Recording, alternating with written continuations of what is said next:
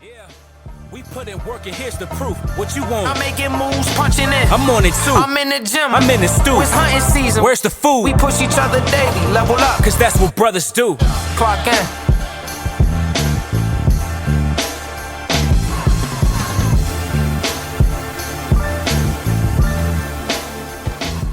Alright, yeah, we good. Good. Here we go.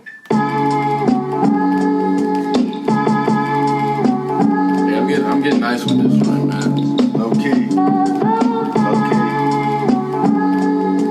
Episode 18. Clock in, baby. We here, man. Man, Ron. He's gonna vibe one time. You know what I'm saying? Let's just drink right now. Brush some teeth. And all you need is your food, man.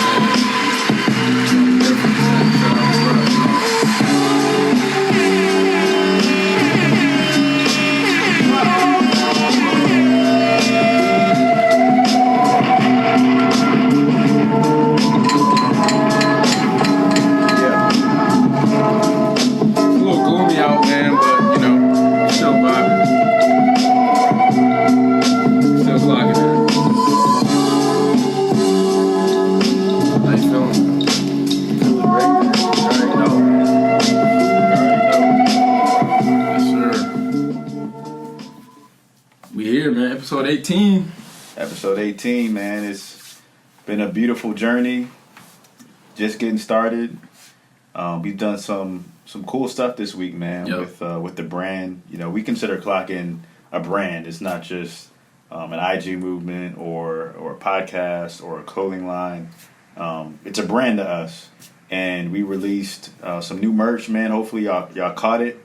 Get that, man. Go cop up. It's getting cold out, so it's cuffing season, man. It is cuffing season, so get yourself some new merch. Yeah, some of y'all didn't clock in this summer, so we got some fall clothing.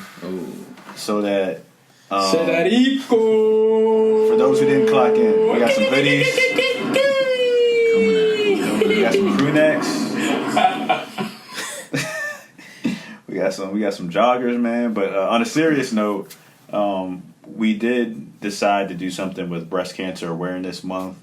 So I think there's probably 6 or 7 items that have some form of pink on it. Yep. And all the money is going to the Breast Cancer Research Foundation. Not all, 50% of the proceeds. Yeah, we got to eat too. Yeah. You know, we got to pay these light bills in here. We don't pay the bills. Nah, we don't. Shout out to Overtime, man. Yeah, shout out to OTA, but yeah, man, cop up, man. I think there's definitely some good feedback that we've gotten from it. Yeah. And we have a lot of options, you know, not just what we posted on social media. So check out clockinapparel.com.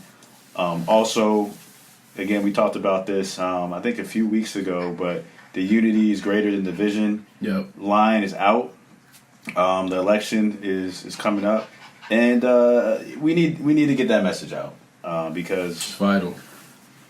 If you watch the debates, man, division is a hot topic right now. That's what all this, media, like, politics and all these outlets. A lot of division out there, man. Pushing extremism, man. So, yeah, dog. Wanted to start with that.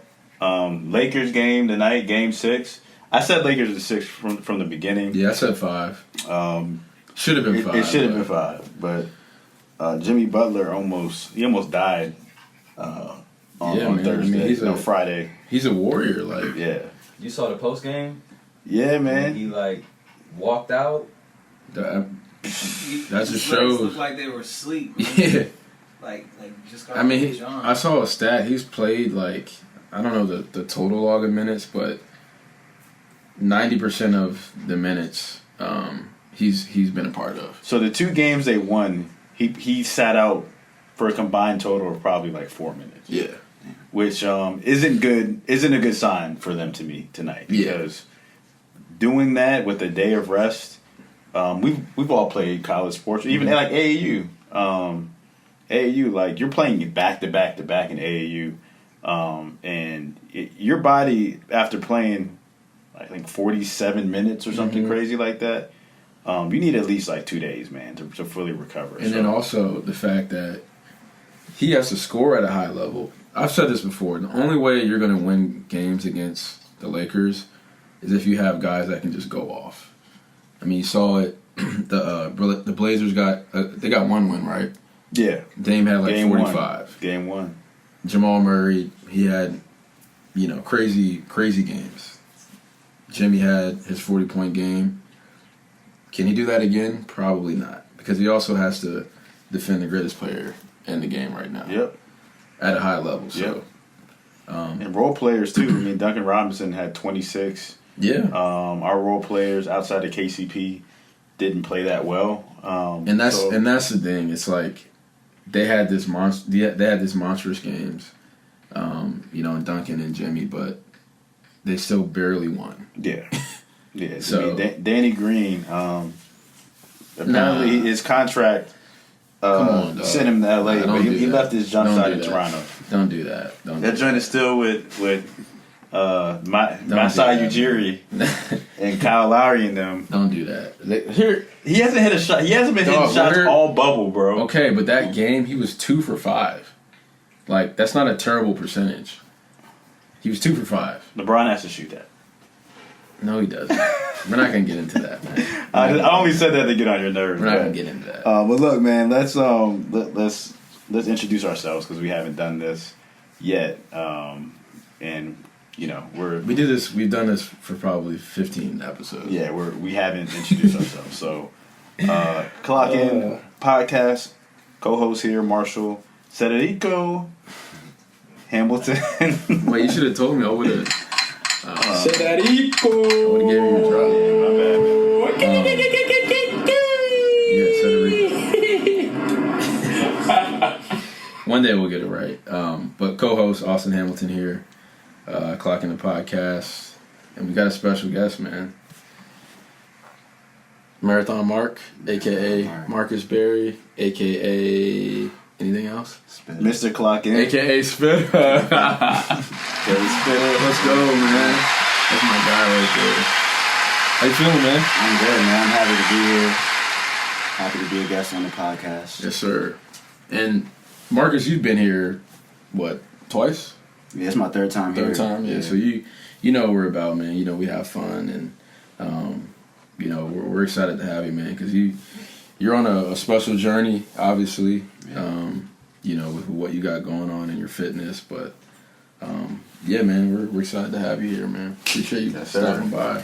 I'm happy to be Like here. family, got my Clock man. In apparel on. So Yeah, you man. gotta make sure y'all support. Yes, Get some sir. merch. You know what I'm saying? Clockinapparel.com, man. Go cop that. And check out the YouTube so you can see what Marcus is wearing. You know what I'm saying? Clock into that YouTube.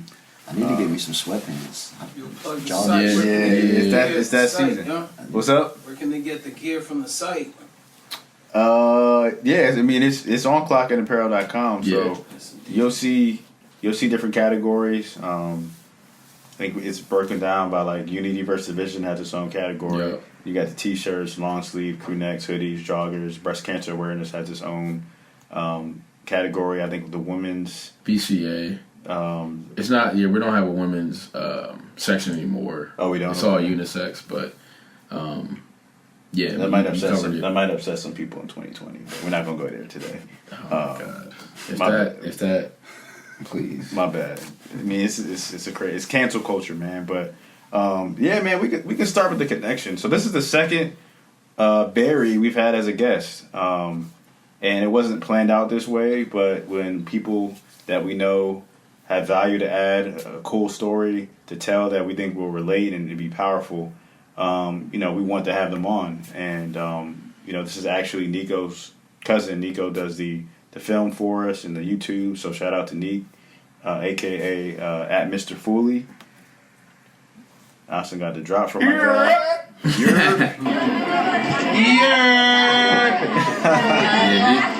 Nico was he brought another special guest, his dog, French Bulldog. His name is Nipsey. So yeah, man, shout out to Nipsey, man. Y'all will see Nipsey on the social media. One of the cutest dogs you'll ever see. So big shout out to Nip, man. So, I mean, you've known Marcus longer than I have, so I figured you can kind of walk through the connection, how you all met, and kind of how our families gelled. Because we always joke, and we're like, you know, the Berry family is kind of like the soul food family. It's a big family. You know, they have dinners on Sundays. You know, so that's what our joke was. But y'all seen part of the Berry family on here. But, you know, this is actually Blair and Nico's cousin. So I'll let you talk through the connection. Basketball, man. I think it was it Reston? That's my earliest. I'm pretty sure it was Reston. I think we were playing 10 and under. Like Dogwood Elementary. Yep. That's where we used to have our practices. You played up that year. Yeah, Marcus. Marcus was playing. You always played up. And we won the championship that year. That team was loaded too, man. Yeah. That team was loaded. But yeah, that's where it started, man. And you know, Marcus. I don't think it wasn't because you were the youngest, but you know, you were always just kind of quiet and kind of chill into yourself. But that was the first year we played together, and It was then undefeated that year. I don't remember losing. Yeah, I don't think y'all It lost. was undefeated. Yeah, I don't remember. I didn't really You play know what? much, I think we lost because we were in South Carolina, but we lost to Mount Vernon in a Thanksgiving tournament. That's the only loss we had, and we never got to play him after that. But yeah, that was the only loss we had. We ran through everybody. But yeah, man, you know, we started that year together, and then ever since then, I think we literally played on the same team until like my senior year in high school. Yeah. From AAU on to high school. You know, we won a lot of games, took a lot of L's too, but you know, we ended up coming out champions, man, in high school, and you know, Marcus was a big part of that. So yeah, man, round of applause for that, man. Yeah. Been a crazy journey, man. Really had, because you know, for you, I feel like you really, once you got to high school, man, that's kind of when your game like took off. Yeah. And you started to build confidence. Because you're a player. I remember your freshman year, you were playing JV. It was cooking too. And you were killing, bro. Like, you were in the weight room that year too. Yeah, Marcus got big. Yeah, because you were cut up. You had a varsity body, honestly, as a freshman. And you were bodying people, taking them to the hole. And it ended up, you know, playing sophomore year too, and junior year with me. But yeah, man, we've had some cool stories. Yeah. A lot of Hilarious stories. Yeah, man. A lot of We could do a whole podcast. Yeah, it was just really on this good. story. Shout out to Nemo, man. You gotta shout out Coach Nemo. Yeah, shout out to Nemo, Yeah. man. But yeah, man, that's the beauty of playing sports, and especially, you know, in basketball, like lifelong relationships and friendships, bringing together families, and you know, we wouldn't be as close with the Berry family if it wasn't for basketball. Exactly. Right. So yeah, man, it's been a special journey to get to know you and your family. Likewise. Yeah, man. So I mean, that's where it started with me, and where it's going. Yeah, I mean, same. I mean, I met Marcus through obviously you. Yep. I was closer in age to Richie, which is Blair's older brother, and then Nico as well.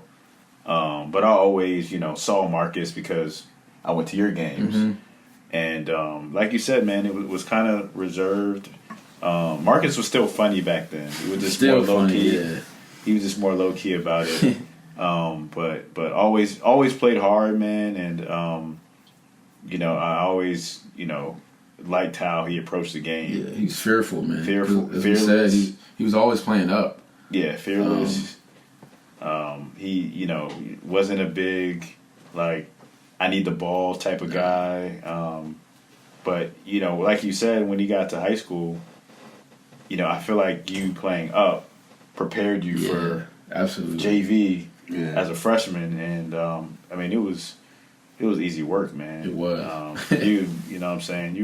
Because you were what, like, probably like 5'8", 5'9", as a freshman year, yeah, probably. And you know, like we said, you had a legit varsity body. But you worked for it though. Yeah, he worked. 'Cause, Yeah, like, he worked his tail off. Yeah, you weren't always, you know, the the most built and like you didn't have that much weight. But I remember for freshman year, I'm like, dang. Yeah, I played football that year. I think. Did you? Okay, that might have helped. He was bigger than me. For real, like I was a senior year, freshman year. Yeah, I weighed like $145, soaking wet, He was dog. bigger than me. I was a freshman. Yeah, that's a fact. Yeah. Everybody bigger than you, though. Yeah, that was a fact. But I did want to start with the transition to running because I feel like, obviously you have a cool basketball story, but like what you're doing now and where that started, I think will be an impactful story because, I joked about this on the first episode. I've never seen someone go from basketball to cross country. No. Because running is punishment to basketball players. And if you did like track, it's like, all right, you're doing sprints, high jump. Yeah. But cross country, bro, I couldn't do it. I get lost. You know what I'm saying? I'm running into people's yards and stuff. I couldn't fade it. But obviously you did, man, and it's stuck. You stuck with it. So I think it'd be cool for the people to kind of hear like what made you make that jump, man, and like how did your running journey like start? Yeah, it's funny because I never liked running either. I used to hate running, doing suicides. Like, remember like fall conditioning, we would have to run 2 miles around the track. Like I hated running, just like everybody else. And then one year, I guess my mom had got a treadmill for Christmas, and then it just slowly became my treadmill because one night I was just on the treadmill. Nico's heard this story. I was on the treadmill one night and I put it on 5 miles per hour, and then I was like, in my head I was like, well, if I'm on here for an hour, that'll be 5 miles. Like now that was just like a small accomplishment at that time, but that's really what it was. I stayed on the treadmill for an hour, and I looked up and it said 5.0, and I kind of like became addicted to that. Yeah. And then also I wanted to get an edge, like. If I developed an interest in running and I actually liked running, I knew it would help me in basketball because people didn't really like to run. Yeah. So it started out like that, and then once I started running cross country the next year, it was about a year later, that's when I really got into it, and that's when I was like, the 5 miles was like, all right, now I can probably do a half marathon, and then wanting to do a half marathon turned into wanting to do a full marathon. Right. So I just like really just got addicted to running. And then it was like a therapeutic outlet, and it was just like an escape from everything. So I literally got addicted to it. Yeah, slowly but surely. Yeah, going off that like therapeutic, I feel like I noticed something like in high school that like basketball, I don't think you were sure you wanted to play or not. I feel like and I think. Because you started running and you kind of found something that you could just get away to, I feel like that kind of helped you in your decision making to play. And I was grateful for it because I feel like if you didn't do that, man, you probably wouldn't have played and helped us win the championship that year. So yeah, I did notice that like he's really taking a liking to this running, but it's helping him mentally, right? Because I didn't know what you were going through during that time, but I did see, like, okay, like, he's going through something, but this running thing is needed for him and his own development. So that was cool to see, man. But it's, it was still crazy. Like, I'm like, dog, why are you running? Yeah, like, right. Like, you're a hooper. You've been a hooper your whole life. Overnight. Like, to other people, it was like an overnight thing. Thing I heard, man, or two things I heard that I think, like, I learned from what you said, and I think other people can learn from it. You started off small and you kept it simple. You were like, I'm going to put it at 5, I run for an hour. Like, that's 5 miles. Yeah, and I'd never done 5 miles. I think the most I'd ever done is like 2 miles. Yeah. That was because we had to for basketball. Yeah, exactly, man. So it wasn't like, because a lot of people, when they want to start something, it could be a business, it could be working out, it could be eating right, it could be reading, like whatever that new thing is. I think people either overthink and never start, or they try to start off too fast out the gates instead of just, all right, I'm just going to keep it simple. Break it down. This is all I need to do. And then now you become consistent with it because it's not such a big thing anymore. Yeah. Right. And another thing I was going to say is, I see this happen a lot, man. In fact, I was talking I was at an event this weekend, and there was a woman who had her son who's about 17, and she was like, baseball is what he's best at, but his passion is basketball. And kind of similar to you, you've never run cross country, right? So basketball was probably, Yeah, absolutely. and I'm going to ask you next kind of what that was like, but basketball is what you're more talented at, but you found peace and you found a passion in running. Whereas a lot of people, because their mom, coach, friends are saying, you should go play college, right? They do that, but then they're freaking miserable instead of like doing what they want to do, right? So I feel like that's a big lesson. Do what gives you peace, man. And even if you're talented at something, that doesn't mean that's what God has for you. So on top of that, man, how was it going from, playing basketball your whole life to jumping into something new, right? I'm sure there were some obstacles that you had to overcome, and you weren't just, maybe I'm wrong, but you didn't just start winning meets like off jump, right? And you didn't play your senior year? Mm-mm. Yeah. Mm-mm. So yeah, definitely talk about that, man, because like you just said, you're doing something your whole life, and then all of a sudden you're just done with it. Yeah. Like, what was that like for you? So to answer Marshall's question, it was challenging. I was definitely out of my comfort zone. I was in a new group of people who I'd never really been around. Like the cross country athletes are a lot different than Let's keep it 100, man. You know what I'm You saying? weren't around black people anymore. Yeah. Right. And I think there was like maybe 3 or 4 black people in the cross country program, but for the most part it was a different crowd. Yeah. You went from wearing Jordans to Brooks. Right. Right. I was still wearing Nikes back then. I couldn't I didn't away fully from the transition into the runner shoes, but it was different. I was like, I wasn't good at it. Like you said, I was just starting, so I wasn't good at it. Coming from basketball, where I was always good at it. So it was more challenging, and it was a learning curve, absolutely. And then Austin, to answer your question, it was, I don't know, it was like a leap of faith, just knowing deep down that I didn't really want to play basketball at that level. I didn't want to beat myself up just to play basketball when it wasn't in my heart, like when I enjoyed running more. Mm-hmm. And I'd also started playing guitar, so I developed a passion for music too. But yeah, it was hard. It was hard at first, and then everybody asked me, "Hey, why aren't you playing?" Like, so it was tough. It was tough, but it was a learning experience. Both ways. So. Yeah, I feel like because I remember this, man. We were playing. It was one of the only games we lost my senior year. That's a little subtle flex. Yeah, low key. But we're playing at Annandale, and we lost off a buzzer beater.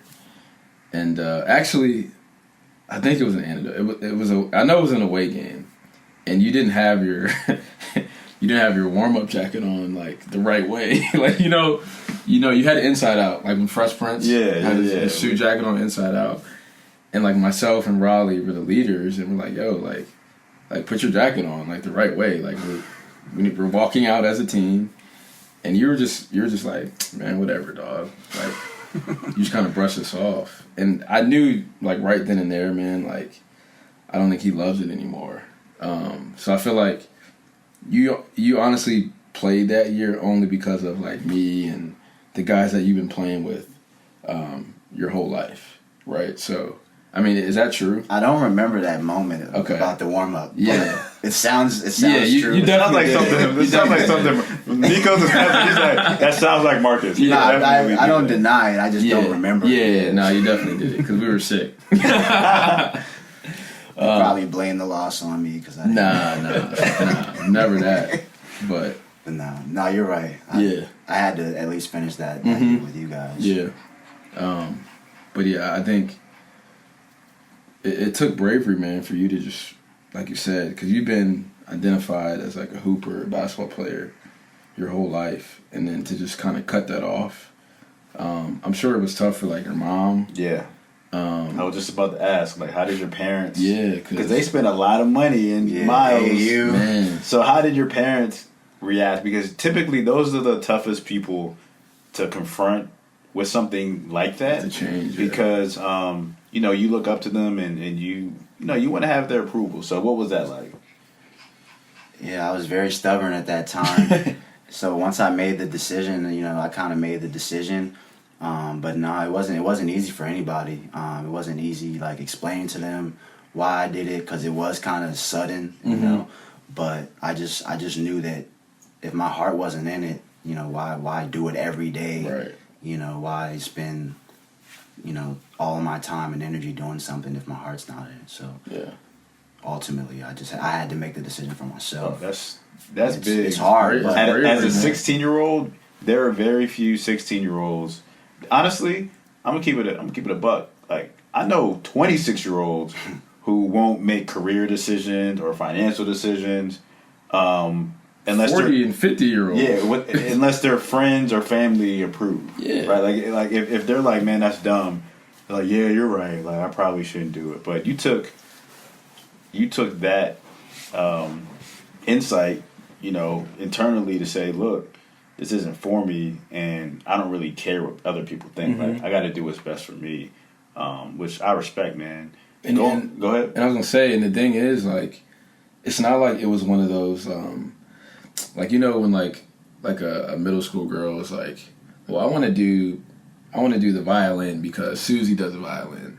No, like Marcus, he made a commitment to himself because he, like you said, he trusted his heart, and he knew deep down inside, like, I want to do music. I want to, like, I really enjoy running. I'm gonna do it.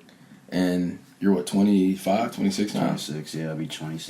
And you're still investing time, energy, and passion into those things. So it's not like it was one of those things where it was just like, a phase. And cross country is not the cool thing to do in high school. I mean, let's just call it what it is. So it wasn't like he went from, I'm playing. I don't know what's a random sport, but playing tennis. No offense. I love tennis. And tennis is dope. Shout out to Roger Federer. Shout out to Novak Djokovic. We just took Shout the out L to to Venus and Nadal. Serena Williams. Can we shout them out? Serena too. Shout out to Serena. He actually just lost to Nadal. It's all good. He just got his okay. 20th Grand Slam. Shout out to Nadal, man. But Joke is my guy. But anyway, sorry. it's not like he went from tennis to like football. Yeah. Like, he went from basketball, which at Herndon is that's the sport to play.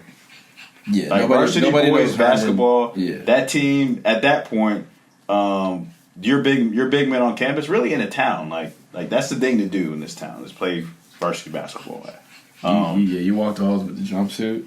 It's different, It's bro. different. It's a different vibe, dog. Yeah, I still got mine. Yeah. I still got mine too. Facts. Y'all had the Nike ones though, right? Nah. Our joints, your senior year and my junior year were tough. Yeah, ice. What you The say, black Nick? and red. You ain't play with I ain't Scotty.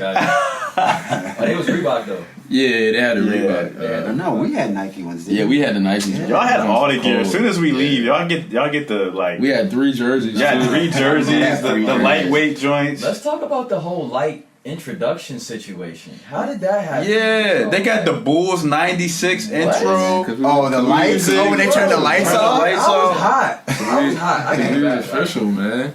Nah, it was We was bringing them the crowd. in. honestly We was bringing like the audience. after Scotty Bringing the left. audience. After Scotty left, like it died down for a little bit, and then when we got there, the energy was back. Yeah, It yeah. was Y'all brought it I back. remember my first game. Y'all had on different color shoes, and I Yeah. was like, Yeah, because we all had to wear What? team shoes back then. Adidas. The Adidas. worst. But yeah. Freaking D. But I'll take a Rose. sponsorship, Adidas. That's a fact. Hey, let's hit up Adidas, man. Sponsor the pod. But what I was gonna say, Marcus, or ask, I should say, is you went through a period of transition. Like, how long did it take you to find your groove with cross country in high school? Like, when did you feel like, all right, I feel like I can compete with these guys? Probably like halfway through the season. It took like half a season for me to like. Wow.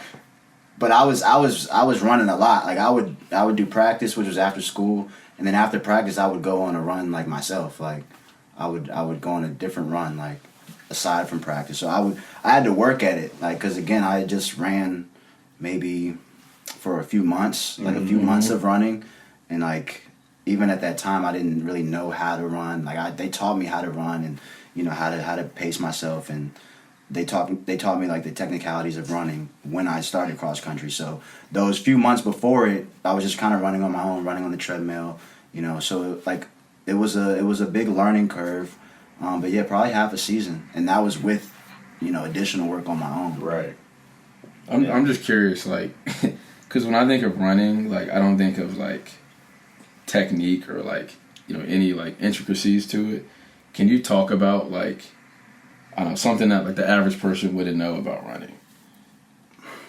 Well, I don't want to speak like a professional because I'm not a professional. I'm not like an elite runner. Yeah. But you want to save energy. Like running is about saving energy. So you'll see a lot of people like kind of flapping their limbs around or kind of like stomping their feet when they're running. Yeah. Like you don't want to do that. You want to be light on your feet. You want to pace yourself. You want to breathe. A lot of people like they hold their breath or they use all their adrenaline. Right. And then they burn out. You want to pace yourself and you want to be light on your feet.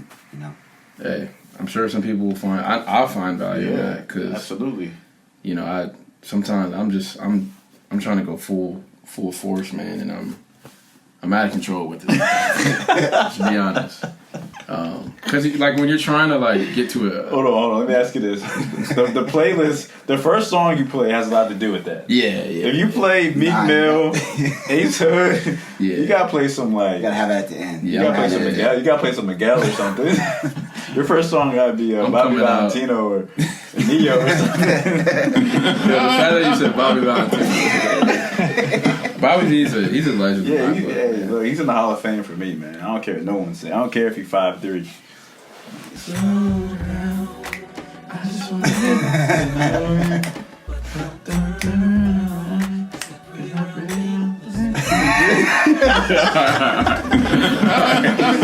The funny because Marcus has been around us for years, so he knows this how we are. No, you know what's funny though? We used to play AAU. When I say we, Austin and Marcus were on the team. Then I was on the team. Yeah. Wait, He was on the team a couple games though. I was the other team. All right, we got Marshall. I Nemo was a fool. my birth certificate changed a couple times to play with them, but we were in the same organization, so we would practice at the same time. So we would carpool, we'd switch. So like sometimes Marcus would ride with us, and then I would ride, and then Austin and I would ride with Marcus.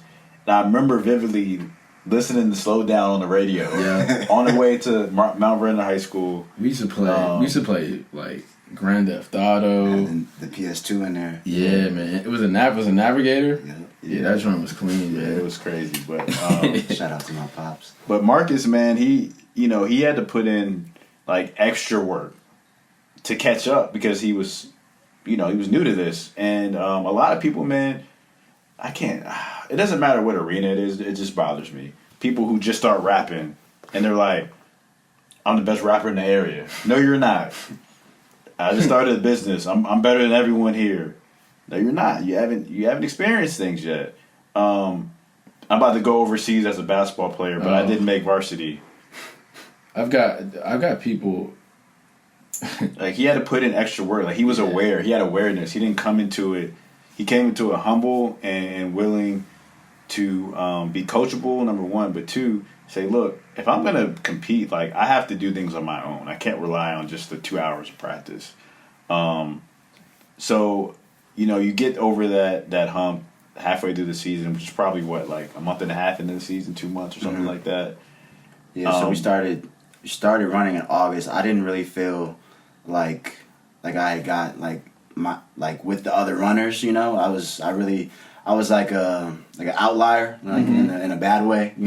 Coming from basketball, so I didn't feel like amongst the other runners until about October. So yeah, almost 2.5, almost 3 months in. How many? So, what was practice like? It depends. We had our training days, which is where we'd be on the track. We'd do like 400s or 200s, things like that. And then we would have like our long run days where we would just do like a 45-minute run. Yeah. I was never in with the higher varsity level runners. They would do like 90-minute runs and things like that, like 9-mile loops and crazy runs like that. I was just with the beginner intermediate, that's what you would call runners. Right. So Practices, like a hard practice would be on the track. Like if we're on the track, that's probably a harder practice because we're doing sprints and interval training and things like that, things of that nature. But normally it's just, hey, you guys are going out for a 30-minute run. They group us together. Hey, you guys are going out for a 45-minute run. We stretch. We do some strides, like core work, push up. It was fun because it was different. Like it was different for me. So I enjoyed it. I enjoyed it so much that I would go home and go on another run. So it was fun for me, but for other people, it was kind of like practice. You know? What other things do you do to help with your running? Like you mentioned you do core work, like upper body. Do you do weight training? Do you do yoga? I like calisthenics, so any form of body weight exercises. I do a lot of pull-ups and push-ups. I have a pull-up bar. Those help with like my back, arms, chest, push-ups. Sometimes I'll do dumbbell work like with dumbbells. Jump roping is very helpful for me. Any cardiovascular exercise will help you with running, but I find jump roping in particular very helpful.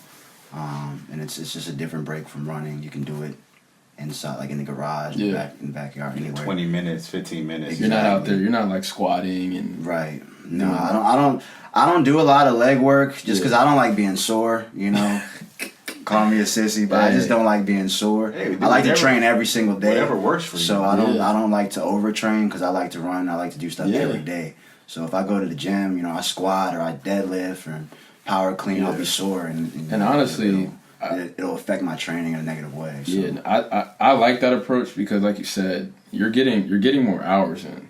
Like a lot of people that go heavy certain days, they're taking days off, right? So the more hours you put in, because like you said, you're probably going every day. Every day. So what's that 10,000 hours rule or whatever? Yeah, 10,000. It takes 10,000 hours to master something. You're gonna rack up more hours than that person who's going heavy Monday, Wednesday, Friday. You know what I mean? So I took that approach. I think once I got out of college, to not like, all right, I'm gonna go super hard this day, and then the next day wake up sore and not want to do anything. But and I have different goals. Like I don't have like a bench press goal or a squat goal, so it's not really in my interest to go to the gym and lift a bunch of weights. You know, so the reason I just why have different goals. So.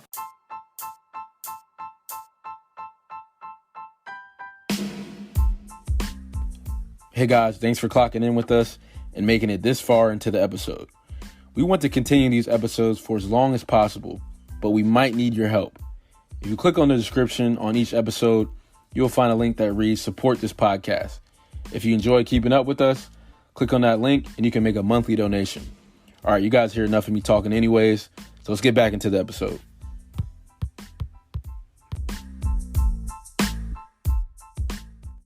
The reason why I call him Mr. Clock In and we call him Marathon Mark isn't just because, he's run a bunch of marathons. Like, he's consistent.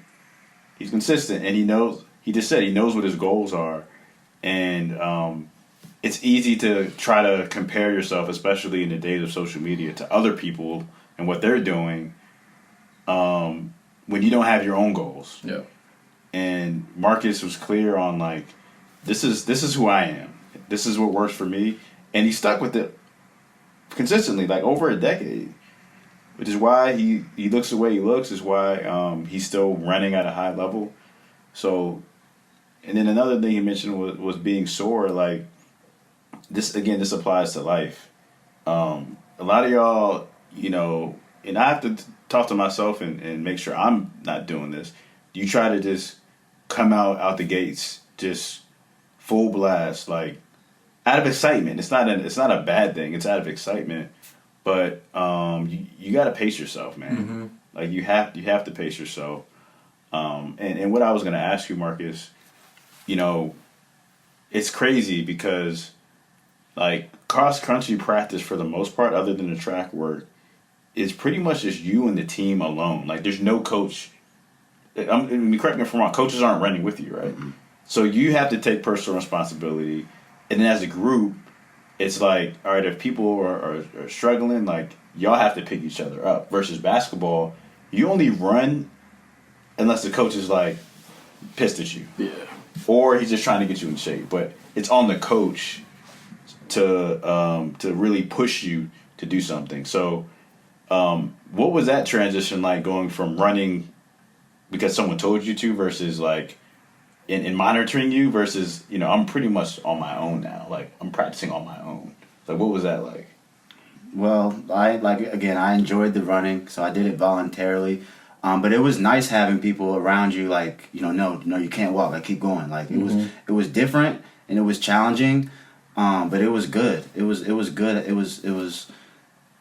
It was good having people around me that were like, no, we got to finish. Like, no, we're not gonna let you walk. Like, doesn't matter if you're sore. Like, that was my first time having somebody other than a coach, like somebody, you know, not that my basketball teammates and stuff didn't push me, but it was different. You know, like you're 20 minutes away from the school, and it's like, nah, you gotta keep going. Like, we're not back yet. So it was nice, you know, and it was different. But I can imagine, you know, just from a mental toughness standpoint, like, you really took strides in that, right? So like, when you're running, can you talk about, like, what are you thinking about? Like, what's going on in your head? 'Cause like you said, it's only you, man. It's only you. Like, you can't lean on me to, you know, make a basket. Like, you know what I mean? Like, it's just you out there. So talk about like the mental side, and I guess kind of how you've taken strides personally on that end. yeah, well, back then, you know, with practice, you would run amongst the team. So we didn't have music or anything, but it was good running with other people. And I was just focused on getting better, Yeah. you know, and focusing on my endurance. So I didn't want to be, even though I was the slowest person, I didn't want to be the slowest person. So that pushed me to you know, try harder.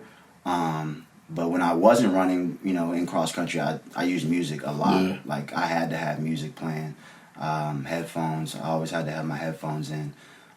Nowadays I listen to like podcasts. I don't really like music too much because it'll get my adrenaline going. Yeah. And if you're running for an hour and a half, 2 hours, like, you don't want to use too much of your adrenaline to end. So I like podcasts. What podcast are you listening to? I listen to the Clock In podcast. I'm a little behind. I'm not gonna lie. That's what I wanted to hear, man. But I love listening to the Clock In podcast, you know, because y'all are humorous. Y'all be cracking jokes and stuff like that, and I can learn something each episode. So Cool. You know, I like Appreciate to listen to the Clock In podcast for sure. What about other ones though? We're, you know, obviously we're. Nah, I do listen to, like, I only have a few. I listen to this, and then I listen to ET's The Secret to Success podcast. Like, It's my second crazy. favorite podcast. It was my first until we started our own Yeah, podcast. so I listen to that. Sometimes I might listen to like a Joe Rogan podcast or something like that. But You listen to Joe Rogan jump. That's nah, you must be sometimes running, sometimes I'll have. You must be running 26 miles because Yeah, them things be like 3 hours. 4 hours. Yeah, I bro. listened to the David Goggins one, my last marathon. Stay hard. Yeah, He's hilarious. He's crazy. Man. He's hilarious. That's really who like got me back into the running. Like, Yeah. I had stopped for a little while, and then I watched his. Did you have you read this book? I need to. Nah, I need to get it. I need to get that. I'll probably get the audio book. But yeah, I want to check him out, man. He's got a crazy story. I would love to get him on too. I have a reminder on my phone to start reading it tomorrow. Yeah. You have it? Yeah, I have it. Yeah. I'll let you Hard borrow copy? it. Yeah, I'll let you. I got so I didn't know there was an edited version of his book. See, I don't. Yeah. I got the unedited. Yeah, you gotta have to. I got the unedited You have joint, to. but yeah, talk about, like, you know, you finished high school, obviously. But before I go there, so all right, you did the first 2.5 months to kind of like get yourself on the same like track as a team. Where did you end in your career as far as, like, you know, best runners on the team, or even like personal like records that you? None of that.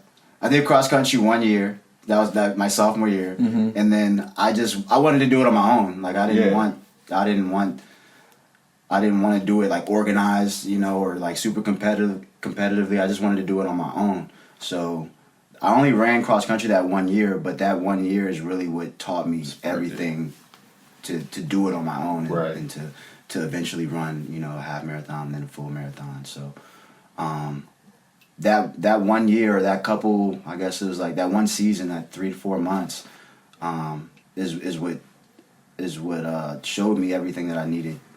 You know, it put everything in front of me. and then I just had to do the work myself after that. So I didn't really have the same type of goals. I wasn't trying to break records at the school. Right. I was a little bit too late to do that, you know. Yeah, facts. So I didn't really have those type of goals, but I knew I wanted to run a marathon one day, you know. And cross country taught me how to do that. I was gonna say it, but I can also imagine like that year was probably one of the most important years for you personally because you learned so much about yourself. Yeah. Like you learned so much about, you know, how you can go into something new and enjoy it, but also humble yourself and know that like basketball, this isn't natural to me anymore, you know. But it's something that I care about and you know I'm passionate about. I'm gonna take those punches, but no pun, it's a marathon.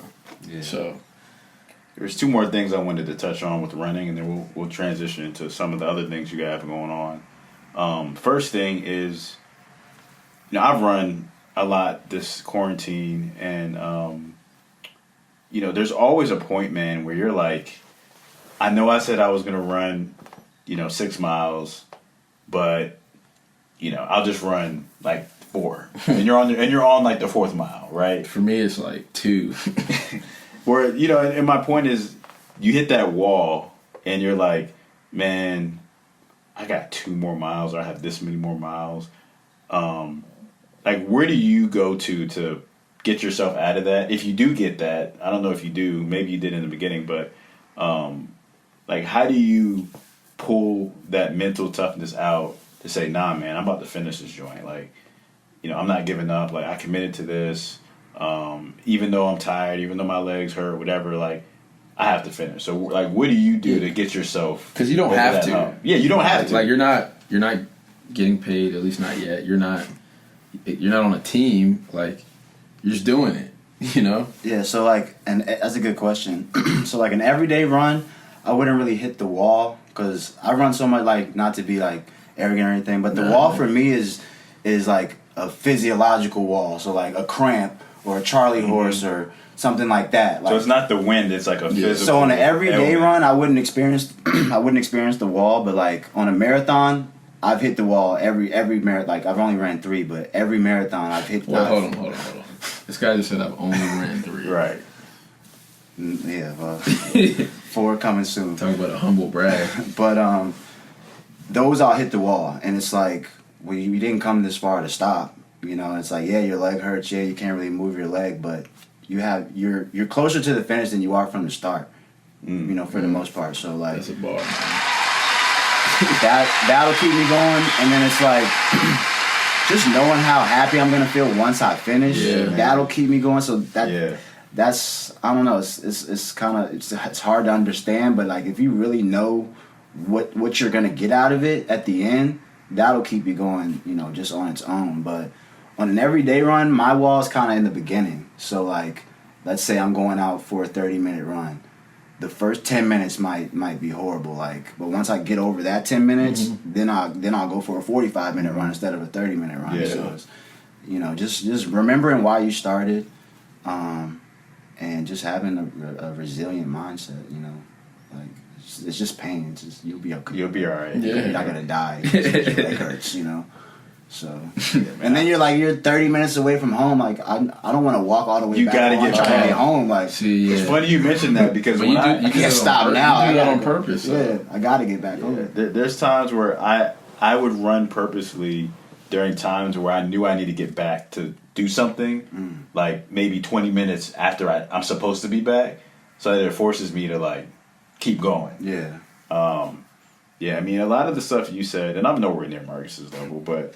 A lot of the things you said about just thinking about the feeling that it's gonna give you to just finish. For me, man, it's about self-respect. It's about knowing I didn't quit when I easily could have. And I don't know if this has happened to you, but when I was running when I lived in Alexandria, I would see like the same people, like because I took the same trail pretty much, but I would see a lot of the same people.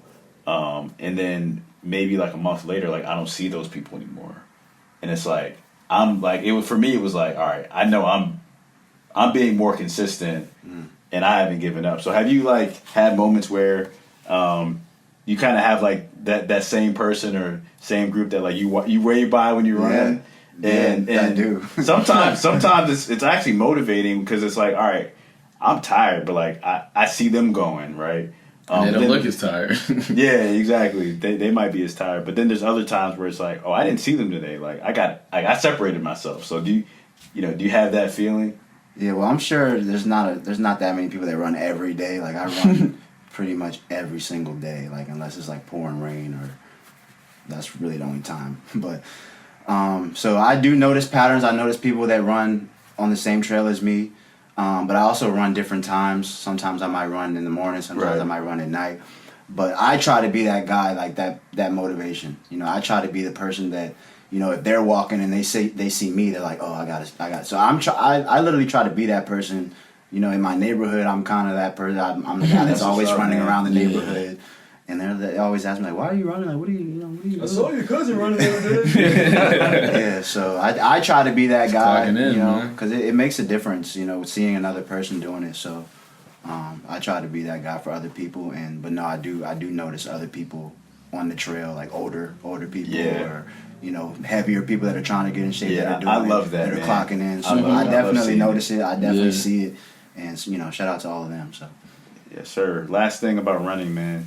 How has it helped you apply things to life from like a mental toughness and just mentality perspective, like outside of running? I say the most significant thing is discipline. It allowed me to develop discipline and consistency, and then just having goals. I never really set goals earlier, like when I was growing up, you know, because basketball always kind of came easy to me. I always played up. So I never really set goals. I never really clocked in until you know, after college, or you know, I clocked in a little bit when I was started to run, you know, but it wasn't really clocking in. It was just different from everybody who I was hanging around was doing. Yeah. But once I really started to clock in, once I really started to run all the time, it helped me, you know, with discipline. It helped me with not procrastinating as much, you know, being more proactive. It really just helped me become healthier with my nutrition. I don't really eat a lot of fast food. I stopped drinking sodas, things of that nature. So it's called a keystone habit, you know, a habit that affects other areas of your life. Yeah. That's really what it became for me. It just helped, you know, lots of other areas in my life. So That's good stuff, big bro. time, yeah, man. round of applause. Oh, not that one. We'll let that out later. Yeah, man, that's powerful. Come on now. I think the one thing, I'm sure. The one thing that I think that you conquered, man, was, you know, that you versus you, you know, because in running, that's all it is, man. well, I haven't conquered it. I still battle it every day. But yeah, well, we all do. You know, We all It's do. a daily battle, though. It's a daily battle, but you're ahead right now. You're ahead right now. So, yeah, man, that's big time stuff. Your next thing, man, is a lot of people who know you in this area know, you know, you're a music artist, man. And, you know, from what I heard earlier, it sounds like your love for music and your love for running kind of happened around the same time, which is crazy. So talk about that journey, man, and how you got into music, and kind of what's kept you consistent. Because, like I said, with the episode with Joe Day and Zell, that was a good episode. I remember that Yeah, was one of the episodes that I listened to while I was running. I remember. that's Nice. what's up, man. Yeah, That was a good episode. They're all good episodes. Shout out to those guys, man. Yeah, another Herndon, Virginia, you know, artist, just like Marques. But I was like, people say they're gonna rap, and a year later they're not rapping anymore, you know, or whatever, singing. So you've been consistent, man. So like, where did that whole thing start, and like, how's it progressed to where you are now? Yeah, well, the music and the running, that was 10th grade. But it wasn't rap. Like, I wasn't rapping in high you school. had a guitar. Yeah, Right. I remember like that. Lenny I'm Kravitz. Right. And so it was just something that I wanted to do. I was before the dreads. I don't know who I was back then. Shout out to Lenny Kravitz. Shout out to Lenny, man. But remember, I started playing guitar, and it introduced me to a new crowd of people, different types of music. And then fast forward to college, I was kind of like on the cusp because I was always like, writing stuff like poetry or just journaling. I was always writing stuff, so I knew I could. All I had to do was make it rhyme. I had rhythm. I loved rap music, so I was always reciting raps. I always knew all the lyrics to everybody else's stuff. In my head, I was just like, I could probably do this. So I tried my hand at it, in the dorms in college a few times. And my friends were like, no, you're good. Like, you're nice at this. You're good at this. So it was really just a conscious decision. Like, if I'm going to do this, I have to do this. Yeah. I can't do it for a summer. I can't put out a song and then, like, I knew I was 19 at that time. I knew that I had to, like, once I decided to be a rapper or do music, that I would have to do it. Like, I would just, I'd have to do it. So it wasn't a choice. It wasn't a choice to stop or to, give up because I didn't start to do that. Like I only started because I knew I could accomplish what I set out to do. Yep. So, I forgot the question. No, you're good, man. So your first project was Grey Album, right? Yeah. Yeah, the Grey Album. The Grey Album was my first album. Yeah, yep. Grey Album's tough. So Poseidon. That was one of my favorites. Yeah, check out the Grey Album. It's on Apple Music, man. Check that joint out. But all right, so people saw potential in you, but you still had to make a decision that like you're all in with this. Oh yeah. I switched my Major. my degree to English. Yeah, I was on an educational path to be a teacher, which is something that I want to do one day. I can see that though. Yeah. But I switched my major to English to concentrate on my writing and my songwriting and things of that nature. But yeah, I got serious. I was serious from the jump. Like it was never, like it was fun and it was I enjoyed it. But it was like, no, I'm doing this to be the best version that I can be. Like Yeah. So we asked Joe and Zell this. I mean, kind of like walk through the process of like making a project, man, because that's like the clock in there it's more mental, it's more like creative than it is physical, right? And it's not easy. We got Eric here, we got Gruss, aka Grussel. I know he knows it well, but you don't just make songs just out of thin air. Like it takes work. So for you, man, like talk about like what does it actually take to be a legit like musical artist? You just gotta stay true to yourself. Really, that's the best thing. What are you saying, and is it you? The second to staying true to yourself is the content. Like, what are you saying? Like, what can people take from it? But just overall authenticity and congruency. That's what it takes to be successful in my eyes. In anything, man. Not just music. But it takes resilience. Like you gotta have like a hard mind to do music. Because it takes a lot out of you too. Like the music that I do, at least, because I do like emotional, I guess, music. The vulnerability. Yeah. Talk about life and like introspective, I guess would be a better word. Type music. So it takes a lot out of you. You got to be creative, and then you got to be relatable. A lot of people can write, but like can you say it in a way that other people will understand it? So. But it all boils down to just being authentic and being yourself. Right. Because a lot of people out there are just trying to be what they think is popular or what they, what they're really just playing into. Just trying to get likes and all that crap. I don't really listen to a lot of local. Honestly, you, Zell, and Joe, really. There's a couple other guys, but a lot of these local dudes just like. They're not good. I'm just gonna call it what it is, man. Well, I gotta shout out my homie Orion. I don't know if y'all have heard. Yeah, I have heard. And there's probably a ton out here that are good that I just don't know about. But I'm not gonna listen to someone just because you're my boy. Like, I'll listen to it, but if it's not in my Apple Music, like, you know how you can search Apple Music stuff and then like listen to the album without adding it. Yeah. If I don't add it, I do that every Friday. Let me ask y'all this though. Like, say one of your friends like sends you music, it's trash. Like, how do you how do you respond? You don't respond unless they ask you, because I have to deal with that a lot. What if they do ask you? What do you say? You have to say something.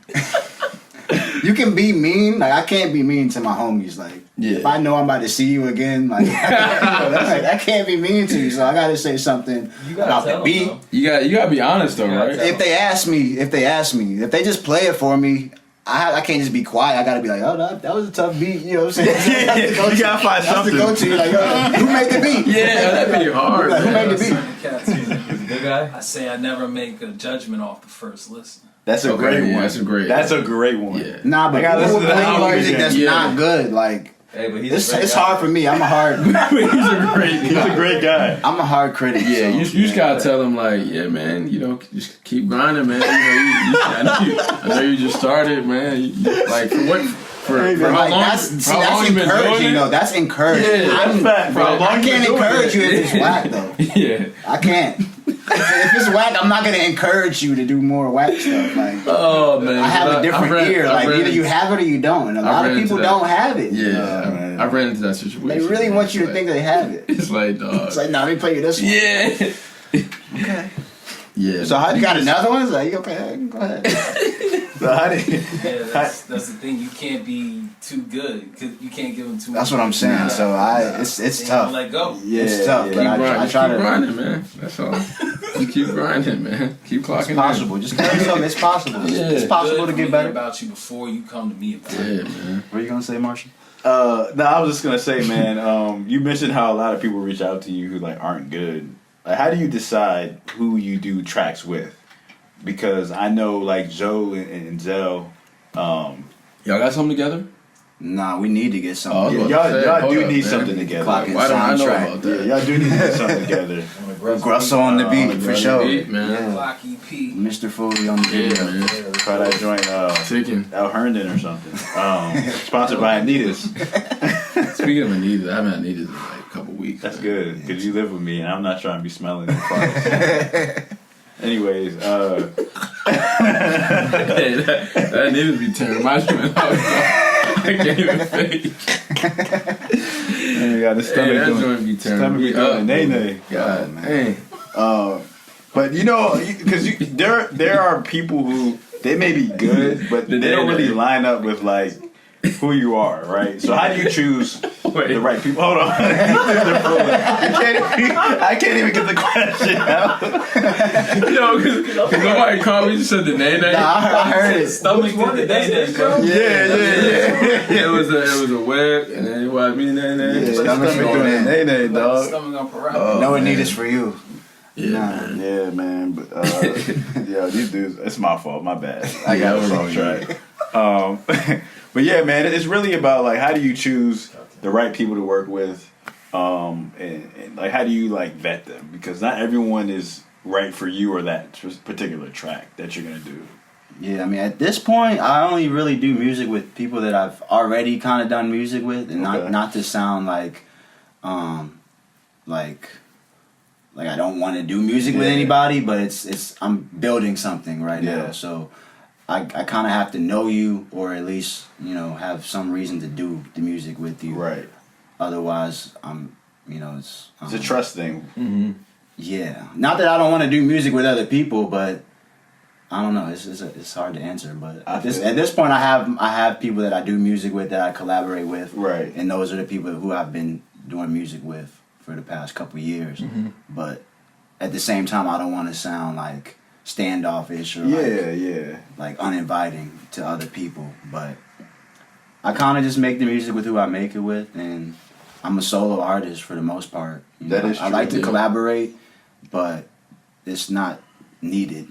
I feel like your type All of the music, time. you talk a lot about your personal experiences at that moment and past experiences. So it's kind of tough to like have another person on the track if you're, Yeah. like you said, introspective.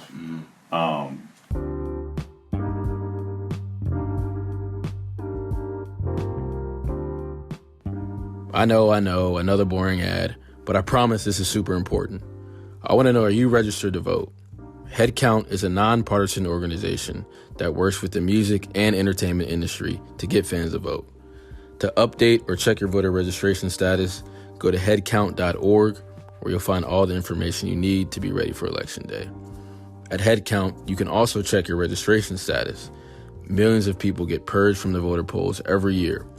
Everyone should check their registration status. The deadline to register to vote in some states is as early as October 4th. So please get out there, guys. Spread the word, vote, so we can be the change. Another thing, man, that comes with being a good artist or any artist is critics, man, naysayers. So, like, do you have any stories about people who are like, man, Marques isn't really good, or like, I don't really like his music? Like, have you had any I guess situations where you had to, like, people try to plant seeds of doubt, and then you had to deal with it and move forward?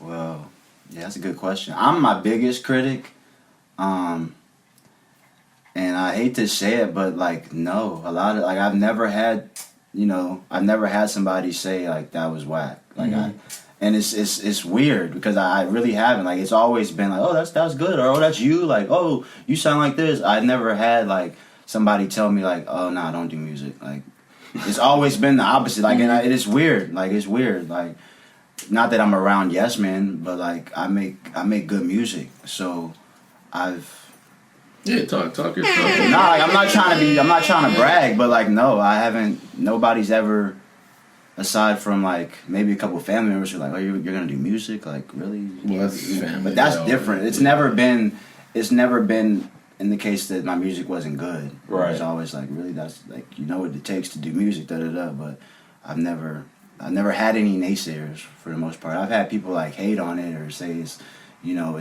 sad boy music or it's emo or stuff like that. Yeah, but yeah. you can't deny the quality of the music, whether Right. whether it's emotional or whether it's sad. Whether or you like whatever. the message or not, like, it's still good quality. Yeah, it's good. I've never had anybody tell me that my music wasn't good. You know, except for myself. I tell myself all the time, like, I don't know if that's good enough. You know, I feel like a lot of rappers are like that. Like, man, my old stuff was trash, and I'm like, I mean, it wasn't that bad, bro. But it's like you've seen how much you've gotten better. my old stuff is trash. How do you feel about the Gray album? Nah, the Gray album's still new. That's still fresh. The Gray album was tough, though. Yeah, that was like 2001. Some of there's a couple songs in there where I'm like, I don't know about that. I remember when you dropped that. But that's just age. That's just Yeah, I mean, you're at a different point in life. Honestly, and this is a good question that I was thinking about.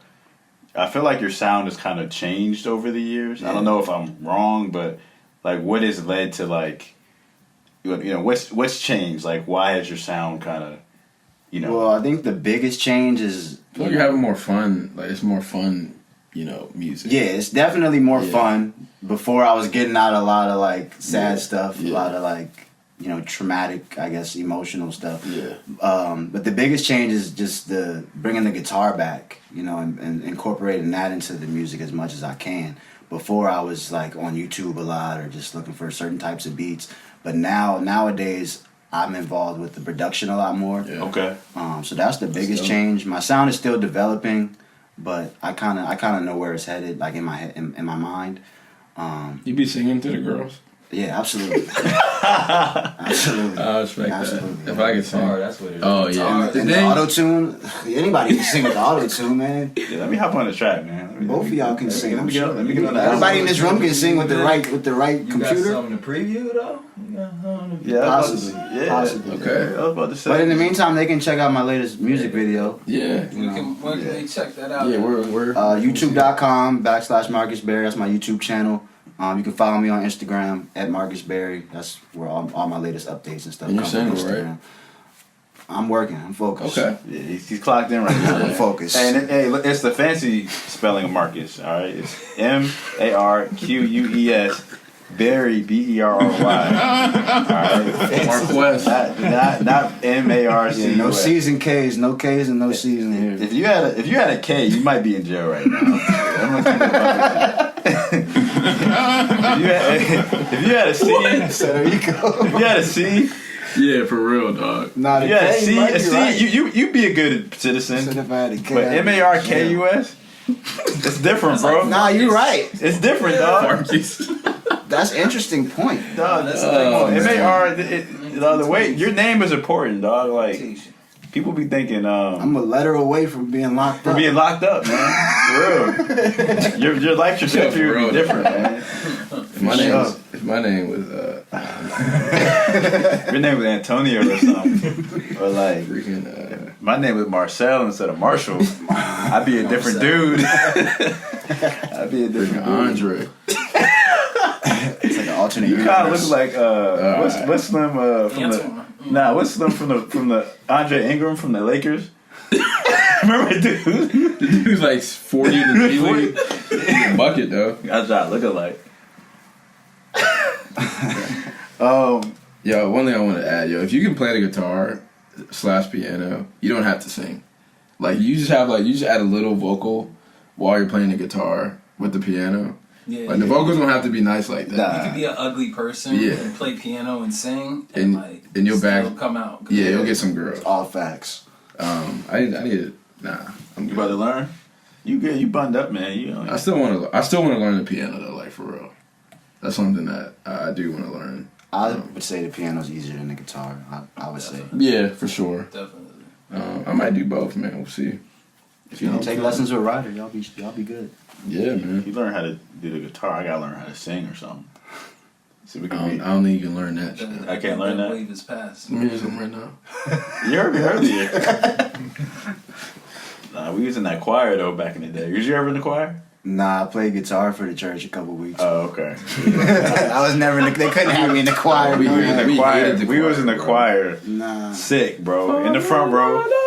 Like, I think come on, church man. is the only place where like you can absolutely suck at singing and still sing. Oh yeah. Public setting. I did like Yeah, the dog. holiday, like the Christmas specials and Yeah, stuff like yeah, that. That was the closest I got to the choir. Hey, but you remember how you were saying like you can't tell people that are trash that like, hey, keep going. If it's singing, I can tell. I'll tell you. But no, what I'm saying is like that needs to be a rule in the church. Yeah. That needs to be a rule in the church. Like there needs to be someone whose their whole job is to They need a Sandman for church. yeah, exactly. Yep, The Apollo. exactly. They need Just cut their mics off. Just cut yeah, their mics dog, off. like, 'cause- Put them all in this section and just cut their mics. and they the main one asking for solos. Nah, man. Nah, you can sit solo in the back. Yeah, man. Return your You need to volume be- so low you can't hear it. Yeah, but That video, pastor. Wait, what did you say? Went over his head. Went over his we'll turn your volume. You said we'll turn your volume so low we can't hear it. Oh man. Oh my god! But yeah, man, we was watching this video. I think our oldest brother Walt sent it, and the Yeah, choir started singing. And he was like, He stopped. He was like, oh, you know, when the piano's like,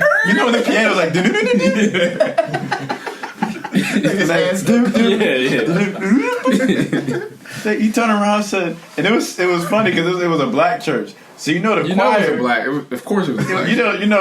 the choir was in the stadium seating, the church stadium seating. Yeah. He turned around, looked up, said, no, y'all listen here. Some of y'all don't need to be singing solos, okay? Some of y'all do not need to be in this choir. Look, you know I love you. You know Bishop Jenkins loves you, all right? But some of y'all can't sing. Yo, dad middle of has done that. church? Dad has done that before, dog.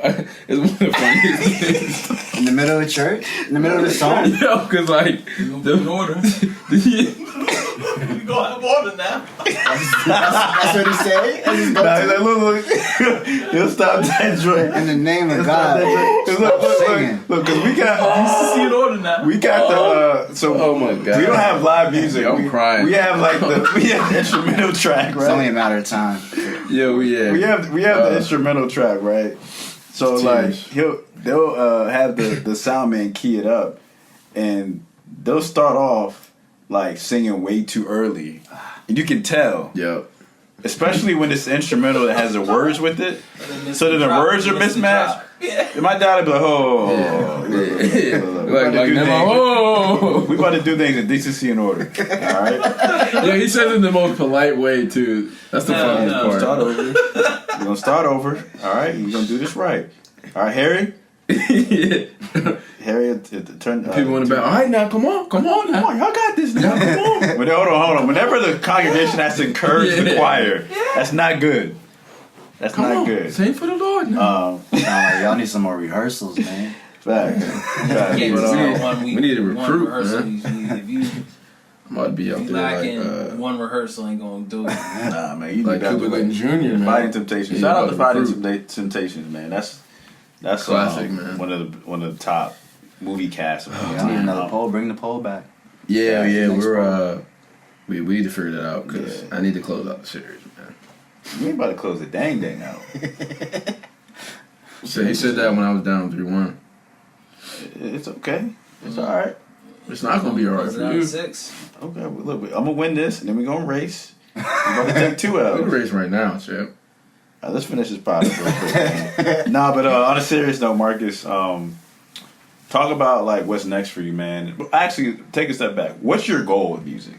Like, what is like? Because you're committed, right? But like you mentioned in running, you had to set goals. Like, so what is your goal with your music? I have like specific goals, but ultimately I just want to be able to support myself off my music. Mm. You know, whether it be from sales or doing shows, touring, merchandise. I just want to be able to support myself from my music. I want to be an independent artist who can feed myself, pay my bills, live the life that I want to Right. off my music or other, business endeavors. That's beautiful, man. Yeah, that's awesome. About to be running and rapping and singing. That's it, man. You might be running from show to show. Yeah. Hey, the band. Hey, driver, meet me at the other show. We in DC. Yo, what if you did like? We're just gonna route the tours with the marathons. I literally was Yeah. thinking that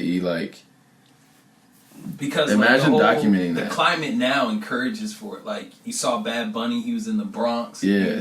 He was on a bus. But I was like, yo, what if you rapped? And it was just a marathon. And it was like Punch Out. The dude's in the truck. And the dude's just running. Giving all the ideas away, man. We gotta cut that portion time out. First But, one's free. Yeah, so my goals with music, we went over that. Yeah. And what's next? We'll end with that. Like, what's next for you? I'm running a marathon on November 7th, so I've been training intensely for that. So that's what's next. Follow me on Instagram, YouTube for more music. But yeah, we just gonna continue to clock in. shout out my brother Spitter, man. Yeah. Yes, sir. Marathon Mark in the building. That's big time, man. Man, that was a powerful episode. So many life lessons. So a couple things that we want to end with. This is on a kind of a more gloomy note. But R.I.P. to Alex Nwogu. He was a UMV grad, cum laude. Actually, Where did you go to school? UVA. UVA. Graduated cum laude, I think this past year, and was actually the boyfriend of a friend of the family's, which is crazy because I saw the news about it like a day before I realized that, oh, that's so and so's boyfriend. He was obviously a scholar. I think he had a really good job coming out of school, and got gunned down in DC. I mean, I don't know the specifics, but Prayers, man. prayers to everyone affected. We have to be better. We have to be better. Because that's a future that was taken away, man, and who knows what impact he could have had. African American, man. I don't know if you. But you black touched on that. Yeah, black male. I don't want to make assumptions and say, oh, it was a black on black crime. I mean, I don't know, but regardless of how it happened, it's a tragedy, and we definitely want to be in prayer mode for them, man, and whoever was affected. So shout out to him, man, and R.I.P. and hopefully he's with the man upstairs. On a brighter note, we do have a Clock In MVP of the Week nominee. He was actually kind of like a spoiler, man. So the guy that I'm talking about, it's funny, man. I was doing a training at my last job, and he was at the training. It was probably like 25 people. And like 8 or 9 months later, I see him at the gym. We start talking, and you know, he told me he worked at Deltec, which is where my last company was. And I've been gone for like at least 6-7 months. And he was like, "Yeah, I know who you are. Like, I was in that training," and I was like, "Oh, like wow, that's crazy." And then, you know, real good dude. We stay connected. He's kind of trying to do what I'm doing with my career, so I've given him some advice. But was on Instagram, and he doesn't really post a ton, but he posted a picture of him like 4 months ago to now, and this dude is ripped, man. Like, he's ripped up. He lost, actually it was 3 months. He lost 40 pounds in 3 months, mainly from Stairmaster. You get applause for that. Mainly from, so man. Without further ado, the Clock In MVP of the week is Andrew Latrash. Congrats, Andrew. That's big time, man. Shout out to Andrew. Big shout out to Andrew. And the reason why I say he's a spoiler is he doesn't, like I said, he doesn't post a ton. Like, I've never tagged him. He's never tagged me. I just saw it on his story and was like, man, he definitely deserves that. So shout out to Andrew. I think he got a new job as well, man. Got a promotion, so he's clocking in, you know, corporately. You know, good stuff, man. Good stuff. So another great episode, bro. Yes, sir. Big shout out to Marcus, man, and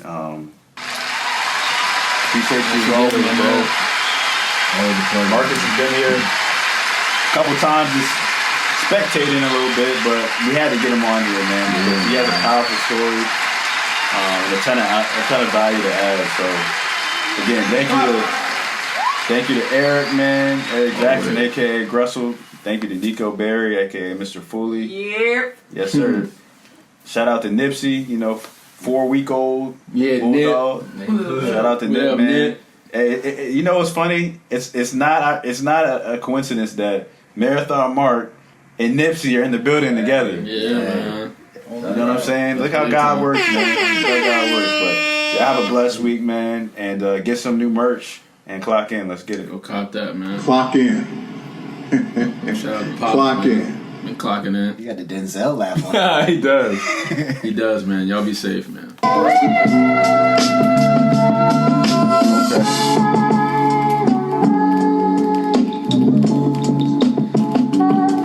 Yeah, Eric. That's actually hard. Oh, yeah. Brazil. Yeah, we just be fooling, bro. Hopefully that makes it easier. Yeah, nah, but it was hard, dude. Like, y'all make it look easy. Yeah. We put in work and here's the proof. What you want? I'm making moves, punching in. I'm on it too. I'm in the gym. I'm in the stew. It's hunting season. Where's the food? We push each other daily, level up. Cause that's what brothers do. Clock in.